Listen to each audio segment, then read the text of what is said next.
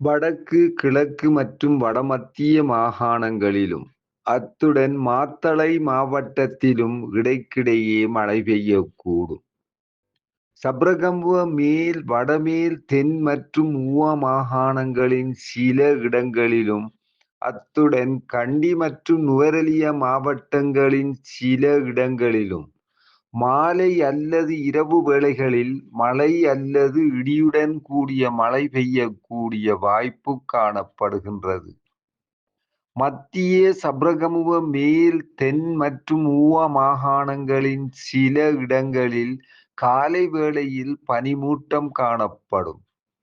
பலத்த காற்றும் மின்னல் தாக்கங்களும் ஏற்படக்கூடிய சந்தர்ப்பங்களில் பொதுமக்கள் அவதானத்துடன் செயற்படுமாறு கேட்டுக் கொள்ளப்படுகின்றனர். கடல் பிராந்தியங்களை பொறுத்தவரையில் மன்னார் தொடக்கம் காங்கேசன்துறை, திருகோணமலை ஊடாக மட்டக்களப்பு வரையான கடல் பிராந்தியங்களில் இடைக்கிடையே இலேசான மழை பெய்யக்கூடும்.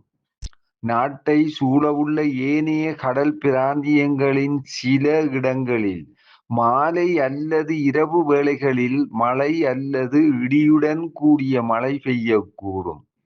கடல் பிராந்தியங்களில் மணித்தியாலத்துக்கு 20 முதல் 30 கிலோமீட்டர் வேகத்தில் வடகிழக்கு திசையிலிருந்து காற்று வீசும். புத்தளம் தொடக்கம் காங்கேசன்துறை ஊடாக திருகோணமலை வரையான கடல் பிராந்தியங்களில் மணித்தியாலத்துக்கு 40 கிலோமீட்டரிலும் கூடிய வேகத்தில் அடிக்கடி காற்று அதிகரித்து வீசக்கூடும்.